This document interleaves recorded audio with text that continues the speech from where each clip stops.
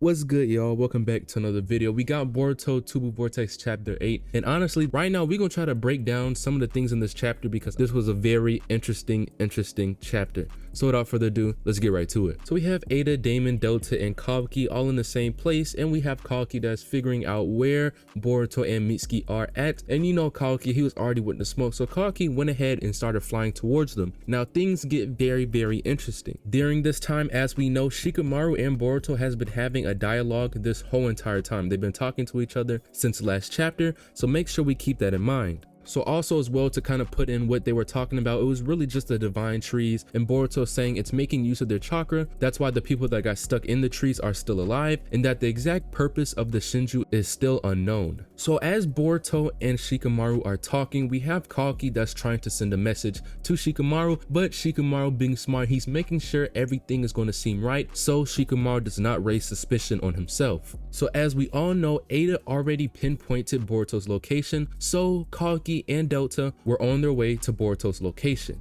So like I said, this is where things get interesting, because as Kawaki continues to talk to Shikamaru, Shikamaru tries to tell Kawaki not to approach Boruto, and he's doing it talking about, oh, Boruto's skilled now, so you should wait for backup. Now Kawaki, he's gonna do whatever he wants when he wants to do it, so he says, I'm not just gonna let him go, I'm gonna go get him right now while I have the chance. So obviously Boruto and Shikamaru still being connected, Boruto tells Shikamaru that I'll see you later and please call me back soon, and he uses flying Raijin to disappear. And as soon as that happens, Kawaki stops right in the middle of the air, just instantly, and Delta kind of gets mad at him saying, wait a minute, don't just stop like that. So Kawaki says, strange, there's no sign of him. Delta tries to hypothesize and says maybe he noticed your approach. Kawaki says, no, I never felt a presence. I'm sure it's the same for him. He disappeared before he could sense my presence. So Delta says, is that so? I guess he got lucky. And now we have this very amazing, just devious panel of Kawaki kind of looking to his side, and obviously in the next frame we have Shikamaru right there. So we have this suspicion between Shikamaru and Kawaki is going to start to find out that Shikamaru may not be fully truthful with him. So as events start to occur, we're going to start to see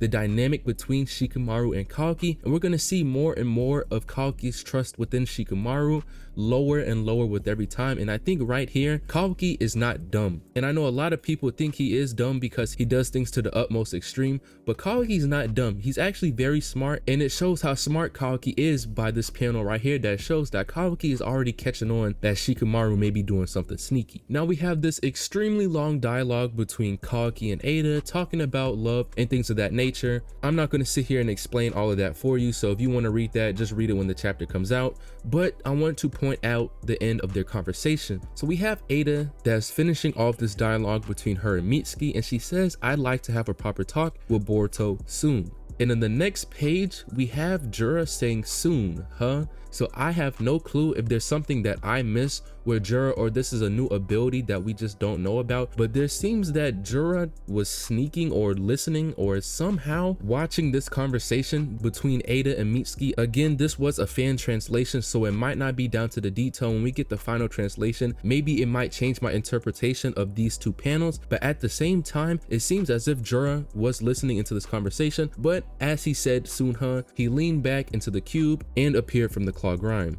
So as we all know, Jura and Hidari pull up to the Leaf Village, and now this is another interesting thing which I'm not too sure about, so I'm gonna talk y'all through it. So we have the shinobi verifying their chakra. They say one is negative and the other is Sasuke Uchiha. Now obviously with the sensory team, since Sasuke's been in the Leaf Village, they obviously know what his chakra is, and we all knew that Hidari was Sasuke, so I don't think we questioned that, but Jura himself was still not popping up within the system, and that kind of confuses me because we still may have Jura's identity unknown.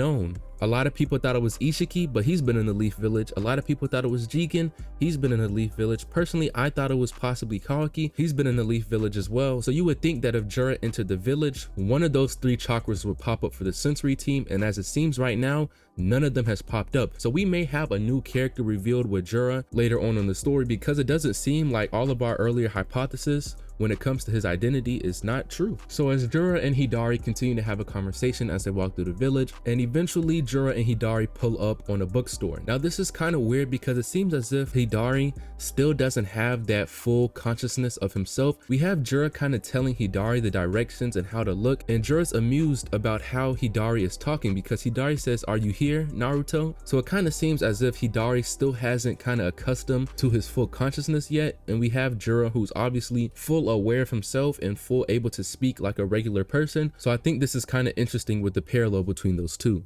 So Kawaki and Delta eventually pull up on Hidari and Jura. We have Kawaki and Jura having a very amazing back and forth, but Jura ends up getting the hand on Kawaki, telling him, "I won't kill you yet, so stay put." And when Jura punches Kawaki, he sends Kawaki flying all the way into a little water bank, and Kawaki seems to actually be pretty messed up from this attack. So I think this is really interesting because all of the encounters that Kawaki has had so far within the story, we see that he's actually been getting his butt whooped a lot of times, and I've always tried to keep some type of optimism regarding him going all out and his strength, and I still do believe Kawaki is going to be extremely strong within the verse, but at the same time I like that Kishimoto is kind of implying on the fact that Kawaki has always relied on the Karma's powers, and it's kind of showing right now when it comes to these hand-to-hand combats that Kawaki is kind of within these fights useless. And I don't want to make that sound bad, but you can see that he's really relying heavily on that Karma, and without that Karma he's really skillless and he's not that strong at all. So after Jura sends Kawaki flying into the little water tower,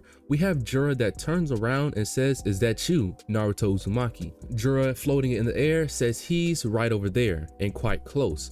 So right here we have what it seems like Naruto in the village. Now I'm saying that obviously knowing that Naruto is sealed away, but for the purpose of the story it seems as if Naruto Uzumaki is close. Jura says he's a Jinchuriki hosting a tailed beast. Just like me, the incarnation of the same Biju, I can sense the chakra of the Biju within him. Now at this point in time, Jura is fully convinced that the person that he is sensing is Naruto Uzumaki. Now at the same time, we know that Jura's makeup is the 10 tails. Continue with me. Naruto used to have the 9 tails within inside of him, but at this point in time, Naruto does not have any 9 tails. So what Jura is referencing has nothing to do with Naruto himself.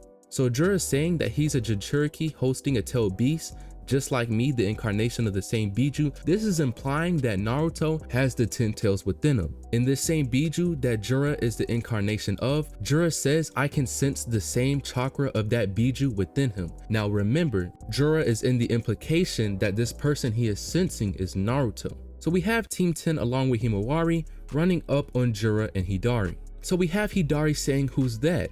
Naruto Uzumaki is here." Jura saying, "That's odd, her body, what's going on?"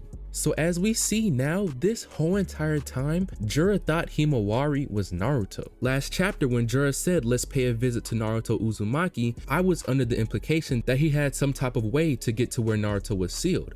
But instead, he went to the Leaf Village where Naruto wasn't at all. We know that Naruto's not in the Leaf Village, he's sealed away. So the fact that Jura went to the Leaf Village meant that he was under the implication that whoever he was sensing was Naruto Uzumaki, and he was in the Leaf Village. So when it comes out that the person he was sensing was Himawari, my huge hypothesis with what we've gotten through this chapter is that somehow, some way, shape or form, Himawari has some version. I don't know if it's the main one, I don't know if it's a separate one, who knows, but Himawari has some type of the 10 tails chakra within her. It took me a while to come up with that conclusion because I was still kind of confused on a certain thing, but I don't think that Himawari just has the 9 tails within her, because at the same time, Jura would have pointed out that she has the 9 tails within her, or at that time, as he thought, Naruto has the 9 tails within inside of him.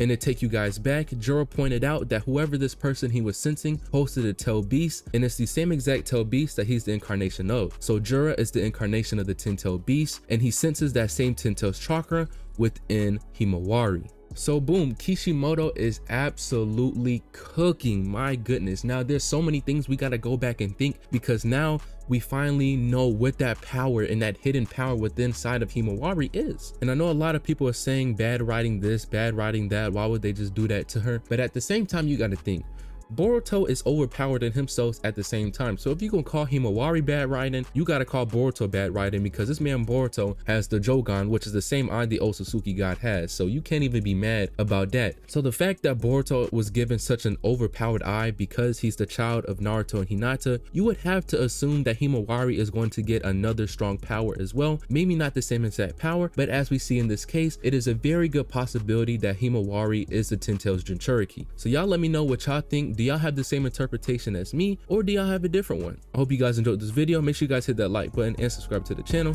And until next time, peace out.